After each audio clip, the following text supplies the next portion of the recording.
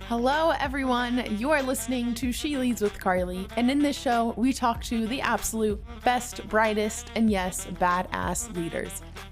I'm your host, Carly Malatsky. Hello, everyone. I am super excited to welcome our guest today, Jenna Kerner. Jenna is the co-founder and co-CEO of Harper Wilde, the D2C direct-to-consumer brand disrupting the $16 billion intimate apparel industry with its mission to take the BS out of bra shopping. Jenna and the brand have been recognized as Forbes 30 Under 30 and the Inc. Top 100 Female Founders, as well as have been featured in Vogue, the New York Times, The Today Show, Good Morning America, and many more. Jenna received her bachelor's in biological sciences and economics from Cornell University and her MBA from the Wharton School at the University of Pennsylvania, where she met her co-founder, Jane Fisher, and together began working on bringing Harper Wilde to life. Prior to Harper Wilde, as you will soon learn, Jenna worked as a consultant at Deloitte for 4 years, as well as at digital health startups in a product management role. Her passion for healthcare and biology stemmed largely from her upbringing, coming from a family of physicians. Jenna, it is so great to have you on the podcast. Welcome. Thank you so much for having me, Carly. Glad to be here.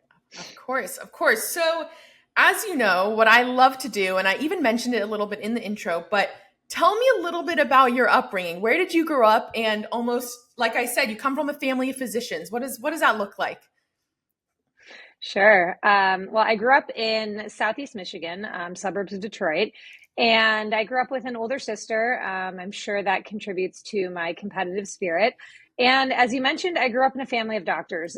So what that looks like is both my parents, my mom's 2 brothers, one of their wives, her sisters, their husbands, now my cousins, and my sister got her PhD just to make sure I was the only Mrs. in my family.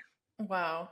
So really everyone, and honestly, I can Truly. actually relate to that. My dad, grandpa, uncle, my sister as well. So I can understand what that brings. I think the positives is that, when something is maybe wrong, you can always have someone to text, which is always great.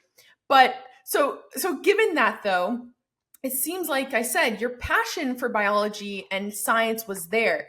And tell me a little bit, growing up, were you very much like, I will also be a doctor. I love this. This is exciting. It's a great question. I think this is where a little bit of my contrarian spirit comes into play. I was very confident from an early age that I didn't want to be a doctor. I have no idea why. I always say if my parents were consultants, maybe I would have ended up as a doctor. But lo and behold, I really wanted to forge my own path, and something about the fact that I was surrounded by it constantly.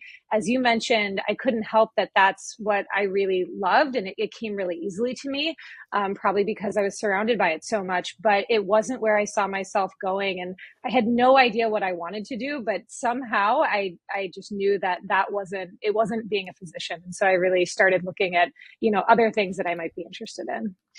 So when you went to Cornell, I think the most common path in terms of like when people want to become doctors, they do the pre-med track. And oftentimes those majors tend to be around biology, neurobiology, and similar to the track you did. You also did econ, so we'll get into that. But even choosing that major, how were you thinking of your career post-college, if you were?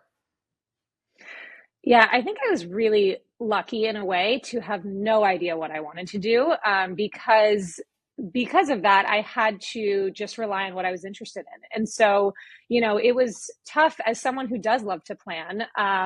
It was tough being surrounded by so many people who were in my classes and they knew exactly what they were going to be doing, not only for the next 4 years, the next 8 years, potentially 12 years. And so I definitely struggled with that. But I think looking back, it was really a gift to just be able to follow what I was interested in. And I loved, organic chemistry. I might be the only person to say it, but I thought it was fascinating. It was a lot of fun. It was super challenging. And so I really just followed what I was most interested in. And that really became, I think that's become a really big theme in terms of a lot of my big life transitions.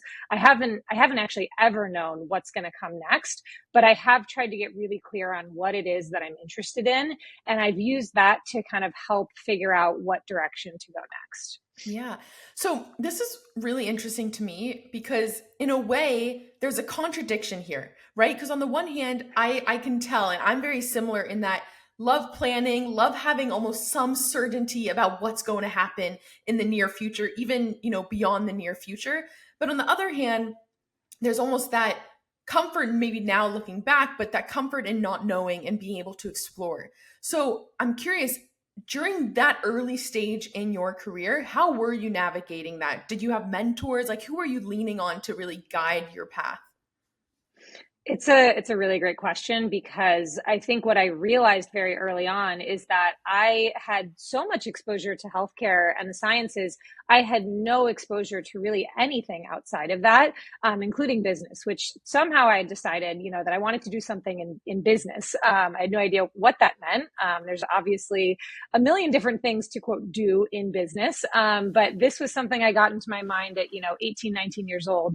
And I learned very quickly that if I was able to put myself in situations and surround myself with people that had different experiences than me, maybe more experience in business, I could learn a ton. And so while I was at Cornell, I stumbled upon a business fraternity, and I honestly felt like I had no business, pun not intended, no business being a part of it. I was this science major. Everyone was in the business college.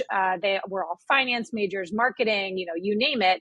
And here I was, studying neuroscience. But I decided to push myself out of my comfort zone, ended up joining. And that was really one of the first transformative experiences for my career.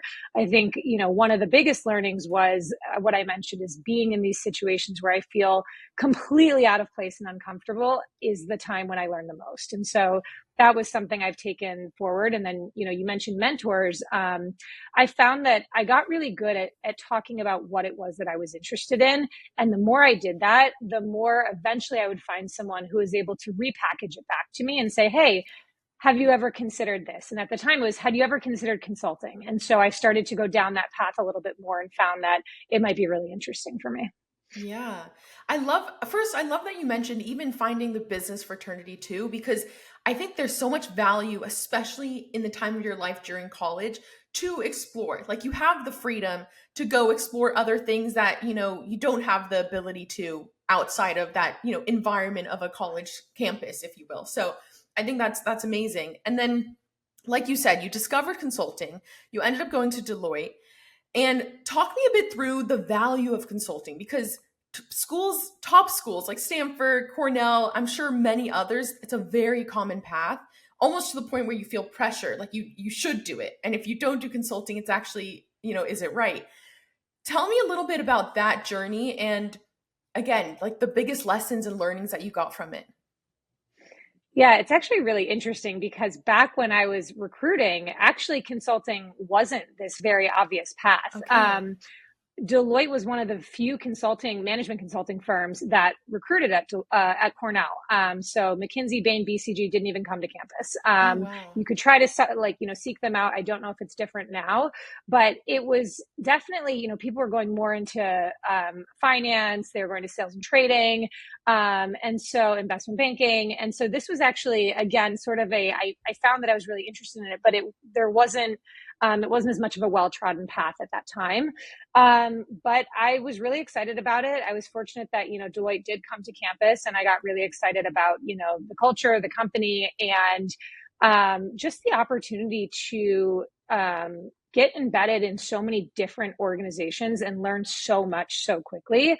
I found the idea of switching projects every 3 to 6 months, I get bored very easily, and I love a new challenge. And so that really appealed to me in getting to meet new people, travel to a new place. It really felt like you were starting a different job every 3 to 6 months, which is crazy to think about, but it's really interesting, and it's really fun for me.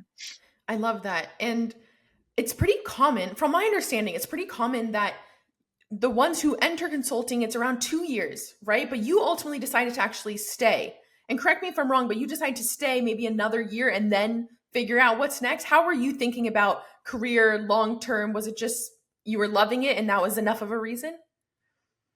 Yeah, at the time, it was more typical for folks to say 3 years, and some stayed 4. So I really loved it. I was traveling a lot. I had a great group of friends that I met there. And so I was really enjoying it. And I don't think after 3 years, I felt fully ready to go to business school. I had a feeling that's what I wanted to do. But I really spent that final year. I was on a few different projects that really were a little bit more around innovation consulting. And I fell in love with it. I started, really wanting to understand what I could do that helped me dive into consumer behavior. And that really, played into this neurobiology. And I loved understanding, why people did the things they did. And so I spent some of my time on some of those innovation projects. And then I actually did an externship and went and worked at a startup in San Francisco. So that's where I started to better understand product management and really find a love for product. Yeah. At this time, I'm so curious, were your parents and, family coming from this doctor background, this secure background? Were they like, okay, Jenna, what are you doing? Like, was it hard for them to actually understand it, not coming from this tech background? I still think they have no idea what it is that I do. But my mom is convinced that all of her patients in Southeast Michigan are like our biggest customers. So thank you, Mom. Yeah, it was, I think I didn't even know what I was doing. I remember having conversations with anyone who would talk to me. I reached out to so many people that worked in digital health companies. That's what I decided. I was like, okay, healthcare, is this through line in my background? I want to do digital health. I want to be in product. And I talked to anyone that I could about what it was I was interested in. Eventually, that's where people said, hey, you should look into product. And then within 3 to 4 months, I was emailing any company I could of like, hey, could you use a consultant? Can I come work for you? And I cold LinkedIn messaged the CEO of a company, and she happened to respond. And within a matter of weeks, I was flying out to San Francisco. Wow. And worked there for a bit. Oh, that's incredible. And what did that experience at a startup give you? And essentially, did you start to get a seedling that, what, I want to be a founder? Like it should be me kind of driving the ship? That I can confidently say I was very clear that I did not want to start my own company. So I'm sure we'll dig into that a little bit more. But I think what I loved, it was a Series A company, around 20 people when I joined, and I had come from consulting where I was in massive organizations. I spent my days in PowerPoint, in Excel, in meetings, advising people on strategy, and I never got to stick around and actually see what happened. And for someone who loves building things and solving things and loves a challenge, it's really frustrating to leave at the end of something. And what I came to realize is I'd much rather be in the stuff than around the stuff. And that's where I Mm. see consulting, there's a lot of industries where you're really around the stuff and you're advising, you're on the outside. And I just loved that, I came in week one, and I forget exactly what it was, but I asked, oh, do we have, a spreadsheet to look at, X, Y, and Z? And they're like, no. And I was like, great. Can I build it? And they're like, yeah, please. And you could just add value right away. And I think that was something that was so energizing to me and made me realize I was really excited about working at startups. Yeah. I think from that, I can tell that VC, venture capital, definitely not for you, being around it versus actually in it. So definitely a good learning. And so, Jenna, you go study at Wharton, you get your MBA. And I would love your advice for people who maybe are at that crossroads of, do I go to business school, around 28 years old? I don't know how old you were when you went to business school, but there's that moment where you're almost at a crossroads of, do I go? Does it make sense? What advice do you have given now that you've had that experience? I got some interesting advice before I went to business school. That was, if you don't know what you want to do coming out of business school, you'll end up in the same career that you were in before. Um, Oh, that's and good. I'm of two minds when it comes to that. I think that in some ways there's a lot of truth. There is so much going on in those 2 years, and there's so much to take advantage of, that if you don't have direction on what it is that you want to do, it's really easy to get lost. And a lot of people just default back to what they were doing before.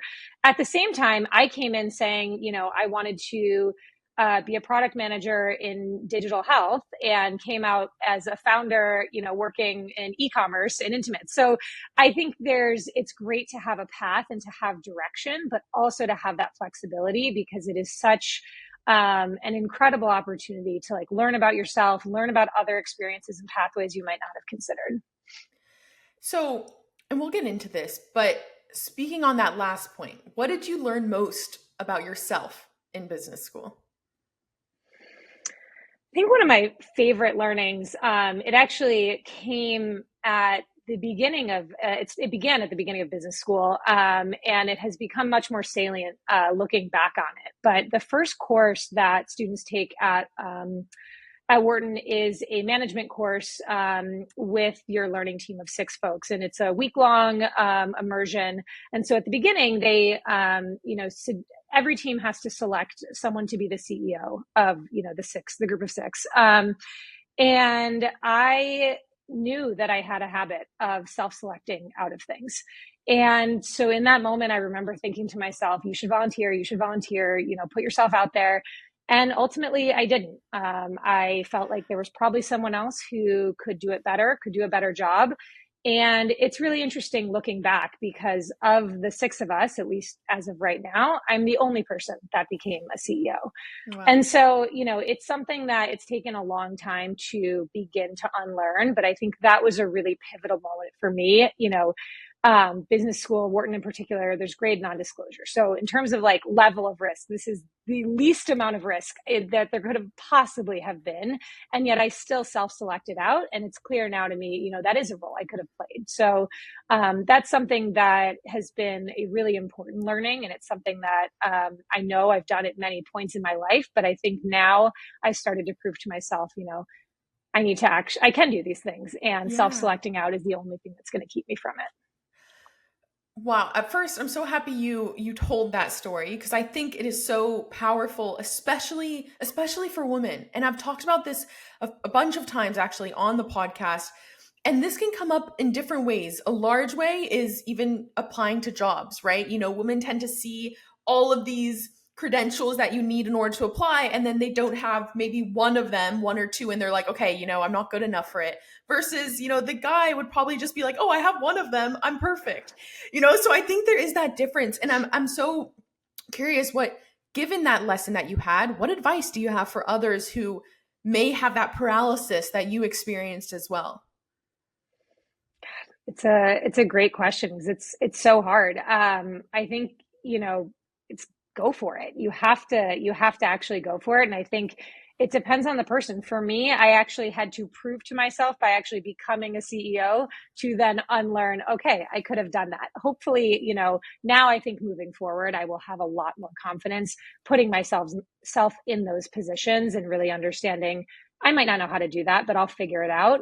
And I think, the biggest difference was I eventually made the leap and I tried it. And I wasn't afraid to try and to fail and to learn. So I think, hopefully more people will take from that, that you gotta go for it. And also you gain confidence even from the things you do. So hopefully it just gets easier essentially. But like you said, now that you've done it and you are in it, ideally, it's easier. So perfect segue. I want to know, how did you meet Jane, your co-founder, today? We met actually prior to starting at Wharton. We were both working in San Francisco at the time. That was there when I was working at a startup, and they had put on an event for folks to meet, and we just met one another. We clicked. We became friends and stayed in touch then over the summer and the months leading up to starting school. So that was how we first met. And then we actually were in a class together. It happened to be an entrepreneurship class. We did not work on Harper Wilde, completely different business. But what that showed us is we worked really well together. And so, as we started talking more about business ideas, we're talking about potentially starting something together. We had this experience to lean on that, we knew we worked really well together in that class. And correct me if I'm wrong, but in that original stage, there wasn't that, instant click of saying, okay, here's our idea. Let's go for it. I think Jane originally came up with that idea and almost you guys still explored in separate paths. So walk me a little bit through that process and then what ultimately, came to be Harper Wilde. Sure. Yeah. So Jane originally had the idea. There were a lot of direct consumer businesses that started out of Wharton. And, as the professors are talking about, a lot of the things that led to success for these companies in terms of a massive industry where there's really high margins, there's one player that owns really high market share. And so, it started to dawn on her, hey, what about bras? There's, one main player that is still market leader today, although there are challengers really starting to take share there. Margins are really high, and I hate shopping there, everywhere. Anytime I shop, I'm trying to hide that pink bag so no one can see it. And she, really started to explore that. And when she came and told me, again, we were friends, we were just bouncing ideas off each other. It really resonated for me as a consumer.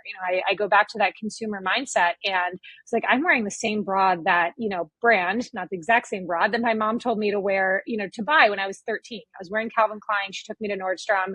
And I don't take any of my mom's recommendations for brands, for clothing, for anything. And so the fact that, I'm still wearing that in my late 20s really was something really interesting to me. And I first said to her, that's a really great idea. You should pursue that. And I was thinking about some ideas in healthcare. And so we kind of went our separate ways. But as we both started to think about, ideas and entrepreneurship, business ideas, and talk to people that we might potentially start companies with, it became really clear to both of us, this is such an intense endeavor. You're going to spend so much time, and, why not do it with someone you enjoy spending time with? And so ultimately we came back together, had that realization and kind of looked at some of the ideas we were toying with, and both really felt like the biggest opportunity and the best opportunity was what has now become Harper Wilde. So, Jenna, looking back at that initial stage, when you said to Jane, you know what, great idea, like you go explore it. In your mind, was it very much, like, did you even conceptualize that concept that you could be founding it with her? Did you secretly want to, or was it not even at all? It was just like, you run with it. I wish you the best. Like, hopefully, big things come from it, but that's it. How were you at, like, truly honestly thinking of that moment? Honestly, I mean, completely the latter. I was like, that is a fantastic idea. I hate my bra. I want better bras. I am here to cheerlead you. Like, go for it. I hope this works and I can buy your products.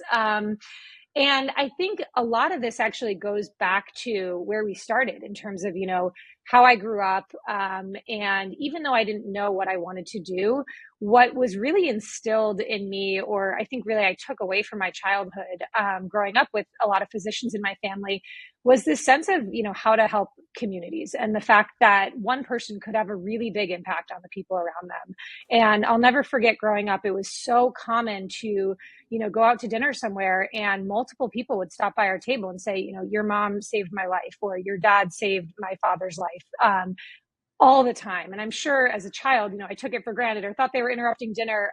But secretly, I had so much pride in what they were doing. And I think it really made me reflect on the fact that whatever I wanted to do, I knew I wanted to help people. And so that is something that when we did start talking about this being something we were going to do together, I actually really struggled because I did think it was a fantastic business idea.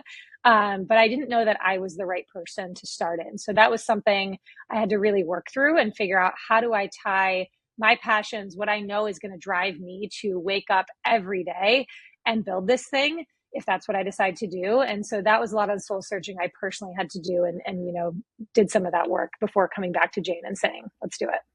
What did that soul searching work look like? It was, I think a big part of it was understanding that what I was really most interested in didn't necessarily have to be healthcare specifically. It was about helping people. And so when I realized that, Jane and I had talked a lot about the fact that because of one of the main, companies in this industry had really written culture for girls, for women, and they defined body standards in the way that we grew up. And there was a lot that we needed to unlearn. There was a lot that we never wanted, our future daughters to have to go through. And so as we started to talk, not just about, hey, this is a great business idea and we can make a better product, it became about something so much more. And we talked about the fact that, our peers were running board meetings. They were running around the hospital saving lives, and they've got shitty, can I swear? They've got shitty bras, with an underwire poking them in the side, and a company that has made them feel less than. And the number of people we spoke to when we started this company, we just started tossing around the idea, who would completely unload. I felt like I was a bra therapist of, this is what happened Wow. to me the first time I got fitted. My boobs were uneven, and the person in the dressing room said, "You have the most uneven boobs of anyone I've ever seen," for the entire store to hear. And I mean, that is one of hundreds of stories. And so that was really where I found a lot of meaning of, there is something so much bigger than the product, than the industry. This is about, society. It's about the way women look at themselves, and my future daughters may look at themselves. And that's really where I found I would be able to wake up every day and be really excited to be building this thing. Wow. I love that because it's like you said, you pulled out the greater mission here, right? It's not just a bra company. Like there's so much more and there's so much nuance around it, especially like you said. And I was going to bring that up, right? Like that, the discourse that is currently out there, and especially, it's definitely gotten better, but it's especially been there about body image and body positivity and all of that. So I love that you brought that up and just how tangible that was for you from the conversations that you were having. It's amazing. And one thing that is pretty unique with Harper Wilde and you and Jane is you guys are both co-CEOs. And so on the one hand, maybe a red flag can come up with that of being like, why is that the case? Are there, is there overlap there? Are they stepping on each other's toes? I'd love for you to just talk through that and how you guys came to decide that and how it's been going. Sure. We've gotten, a lot, not actually so much anymore, but in the early days, we got a lot of pushback from folks. And our Yeah. stance was always, you don't, no one comes into someone's marriage and tells them how it should work. And similarly, we understood our relationship as co-founders, and this was the arrangement that we knew was going to work best for us. And so folks that, might take one meeting with us and say it's never going to work, it's like, we actually know ourselves and we know the way that we work together. So there are a lot of things that Yeah. are super important in terms of co-CEO relationships, really defining who's overseeing what functions. Anytime anything came up that someone wasn't overseeing, or maybe the wrong person was overseeing it because of how things started out and we needed to move things around. So there were a lot of things that, maybe non-co-CEO partnerships don't have to deal with, but it was also, the fluidity and the flexibility of starting a company. And I think a lot of that may have come up anyways. So for us, I think every co-founding relationship has to team has to figure out what works for them. And this was an arrangement that worked for us. I love that.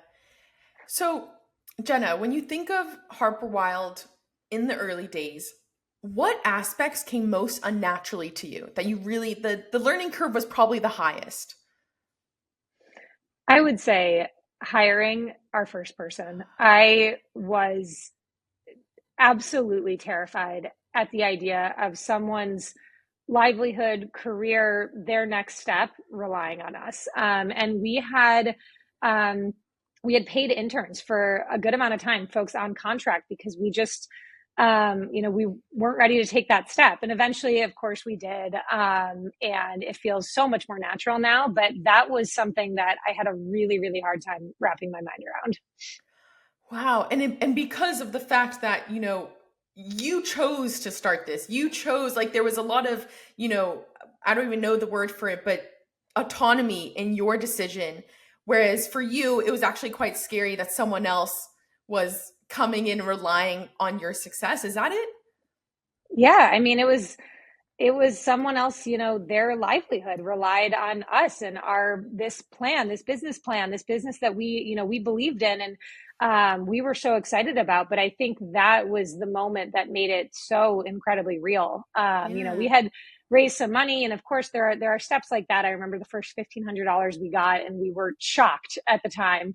And of course those moments, are super exciting and make it feel real. But it was really putting out our first, employment offer, full-time offer, that really, it sunk in for me. And of course, a steep learning curve, you learn it quickly and then you continue to hire. But that first one Yeah.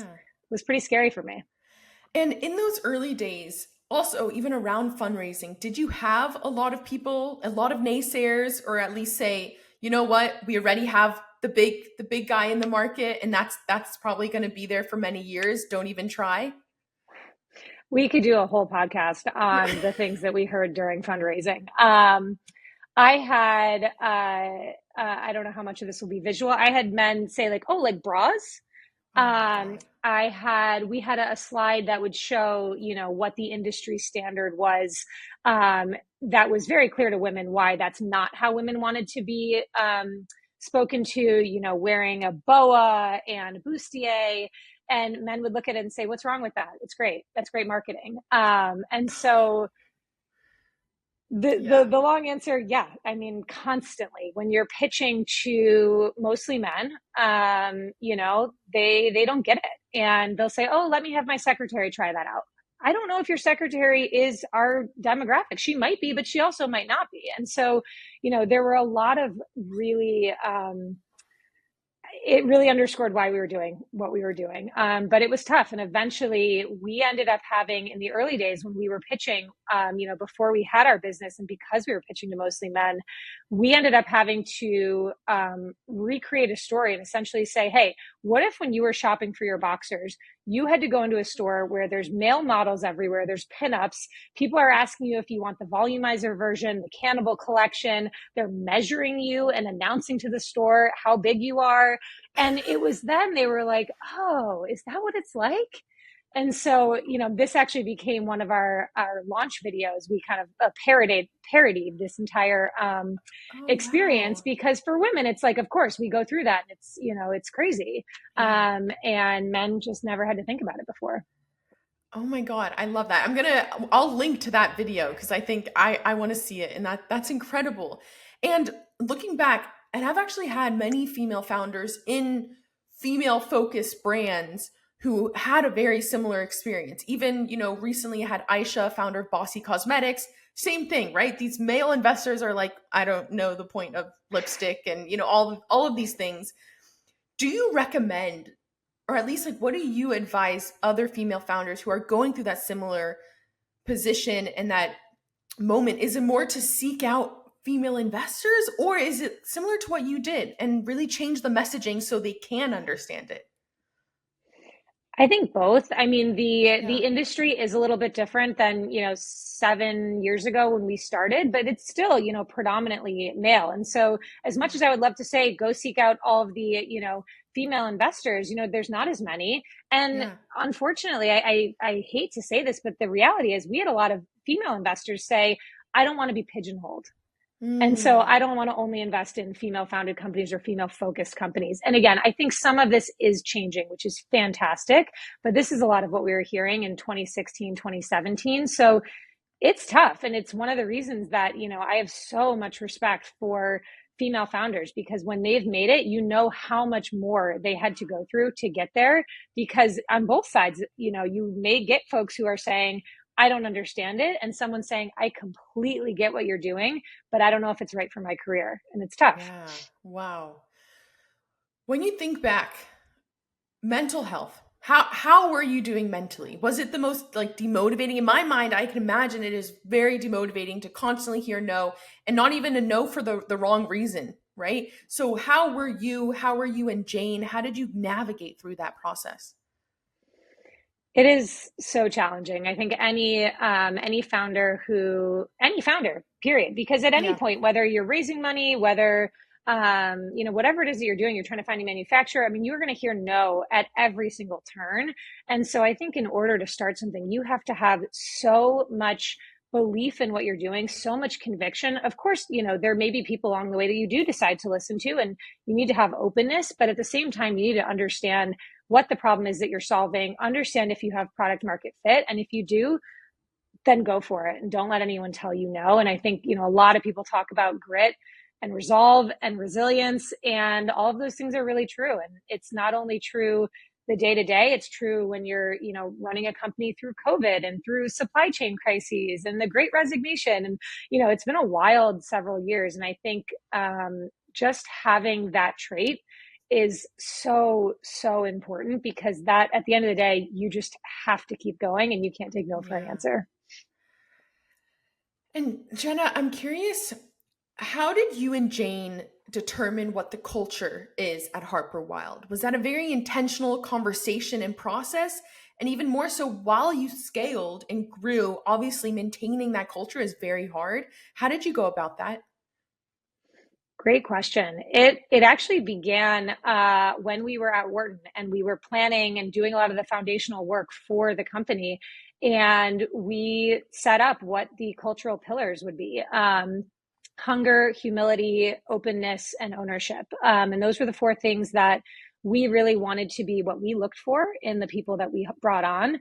And we understood that, that's the foundation we can set. But from there, each individual person is going to shape the culture, and the group as a whole is going to shape the culture. And so it's something that we look for in our hiring. It's something that is a part of our performance management. We'll ask questions of how well did this person represent, this company value. And so it's something that, everyone that joins understand that that's a part of our culture to hire incredibly smart people, but also recognize that no one's built Harper Wilde before. And so this is going to be different, and we're all going to be learning together. And our hope is that it's created a culture of openness, that everyone is super hungry and is pushing really hard, but is also really open to new ideas and working together. Yeah. I love that. What are they again? Hunger, openness. What's the last? Humility And and ownership. humility and ownership. Those are great. I really like those. And you hear a lot. I'm glad you even talked more about it, right? Because you hear a lot of companies, they have these words and values and they put them in their office and they're there, but there's a difference in actually putting it into practice.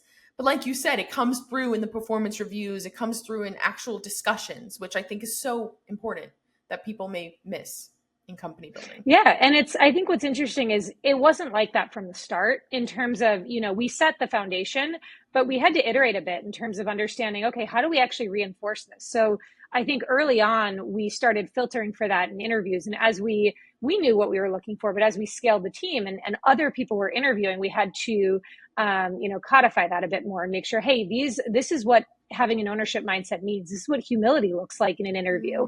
And then realized, hey, we're hiring based on this, but then we're not necessarily reinforcing that. And so it wasn't until a couple of years later that we ended up moving that into our performance management cycle so that we were actually reinforcing those values. So it's a learning curve, and that came from someone on our team. So I think it's a positive feedback loop. When you hire people that understand the values, they're going to help you build on those values as well. Yeah. Oh, I love that. That's awesome. Is there something that you wish you knew before starting Harper Wilde? Everything. I mean, gosh, if I could go back and do it all over again, I would do it completely differently and 10 times faster. But I mean, Interesting.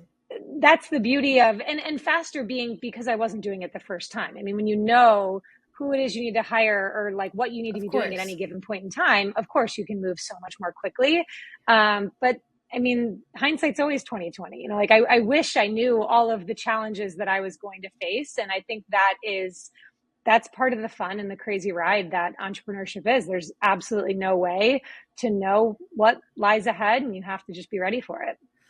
And what lesson do you take away from the fact that at one point in your life, you had so much conviction that I am not a founder and I'm not going to be a founder? And similarly, you have those strong statements. And I think that contrarianism actually comes through as a really strong entrepreneur, but that's for another time. But yeah, what goes through your mind? How do you think through that? And what lesson does that kind of teach you for, moving forward in life? It's a really good question and something I haven't really thought about before. I think the biggest thing is that I don't know myself maybe as well as I thought. And I didn't think that I would ever be an entrepreneur. And it's been such a fun learning process to not only go through that, but to realize that it's something that I love. And in a lot of ways, I felt like there are, of course, things I didn't do well, but I think there are other ways that I excelled. And so, I talked about it a little bit earlier, but it's unlearning that tendency to self-select out of something and say, oh, I want to be at a startup, but I don't want to be the one running it. I don't think I can do that. And so I've gotten a lot more comfortable throughout the process of entrepreneurship of saying, I don't know what lies ahead, but I'll be able to figure it out. Yeah. I love that. And I think what happens so often is that society feeds us, the messaging. And it's not even just about unlearning that. It's also almost recognizing that and detracting yourself from it and just almost being that individual person and tapping into what you want to do, which you did too, right? Like at that point at business school. So that's incredible. Jenna, I'm curious, how do you define success and how has it changed for you over the last, 5 to 10 years? For me, I measure success of, am I learning and am I growing? I think, how has it changed is I used to measure success. I used to compare myself to other people. It's a bad habit, but it's, again, like that's what society, especially social media, things like LinkedIn, it's really hard sometimes to not compare yourself to someone else. And I think I've gotten much better over time instead of comparing myself to myself previously. And am I learning? Am I growing? And one of my favorite quotes is, if I'm not embarrassed by who I was 6 months ago, I'm not learning fast enough. And so it's something that, I'm constantly going to say, oh, I wish I had known this. I wish I had done that differently. But that's learning and that's growth. And I think that's one of the things that I'm most proud of looking back on, the last 7 years is I've learned more than I could have possibly learned doing anything else. And I think it's a really cool and really fun thing to be able to say. That's incredible. What is the most significant thing you've changed your mind about in the past decade? Probably a lot of things. One that stands out, you can't work yourself out of every problem. And I think when I was in consulting and very junior in my career, I could work myself out of a lot of problems. I could just work more hours. I could work later nights. I could work weekends. Just more time, more work meant getting more done. And as I've, grown in my career and in the types of roles, I've realized that more work, more time thinking about something isn't necessarily going to solve the problem. You might not be able to solve the problem on your own. You might not have the right people around you to solve the problem, or you might just need to take a step away and turn your mind off and relax and take care of yourself. And so it was a habit that I had to unlearn from, the days when I was in New York and just working constantly, traveling constantly. And I really felt like if I just work more, I can solve what I'm working towards. And I've really had to take time to step away, focus on myself, or focus on getting the right people around who might be able to help solve something. Oh, that's a good one. It follows what you mentioned before even, right? Is the culture of comparing to others, seeing LinkedIn. In a way, if you're not doing something, you feel like you're going back, you're stepping back, you're not progressing. But I think that's excellent. And my final question, which I ask every guest on the show, is what craft are you spending a lifetime honing? How to be a better person and how to positively impact people around me. I think it's something that, again, it's so core to my internal compass and I won't always get it right. But I've found so much meaning in starting Harper Wilde and what we're able to do for our customers, in hopefully a culture that we've built for our team. And in just, one of our principles is do the right thing. And it's something that I hope I will always continue to be working on. I love that. That's incredible. Jenna, thank you so much for coming on the podcast. I absolutely loved it. I also love Harper Wilde, I must say. I have a couple of your sports bras and they're incredible. So anyway, thank you. Thank you for having me, Carly. It's been so much fun.